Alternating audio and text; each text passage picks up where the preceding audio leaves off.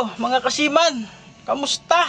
Ayos talaga. So ayan mga kasiman, nandito tayo sa ship's crane. Ayan, sa ship's crane number 1. Bali, dito tayo sa Singapore. At yung ship's crane natin daw ay abala. So nilipat natin. So, bali, move natin mga kasiman kasi naglo-loading sa may gilid. Ito papakita natin. So ayan mga kasiman, no? May naglo-loading dyan. So ito yung ship's crane. Ayan. Dapat mga kasiman, kanina ay nakatutok yan dyan sa ating lashing bridge. Ayan yung straight niya mga kasiman. So ayan, pinaling na natin dito. Okay. So ayan, nandito tayo sa ship's crane number 1. Ito yung barko namin mga kasiman. So ayun mga kasiman, no? Bali bababa na tayo, no? So ito pa nga pala yung kuwan ng crane mga kasiman. Yung control ng crane ito. Uy. Hello mga kasiman, ituturo ko sa inyo kung paano mag-operate ng crane. So una mga kasiman, start natin dito. Ito yung start niya. So depende sa ibang crane kung saan. Ayan, no. Pero yung sa amin dito, ito yung start. Ayan. Tapos pag nag-start na mga kasiman, tingnan nyo dito, may lalabas na number.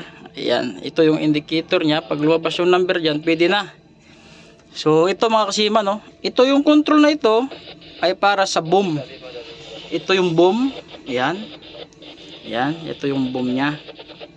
Ito yung up, ganyan, pabira yung up. Pababa, yung forward. Ito naman yung right, ganyan dito. Ito pa left.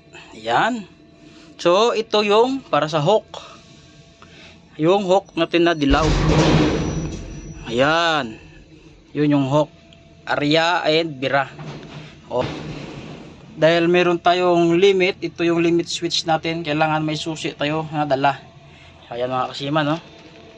Okay, nandito tayo sa Singapore mga kasiman. So hanggang barko lang tayo. Hindi tayo makakalabas. 6 to 6 yung duty natin. Imbis na ilabas natin, itulog na lang natin.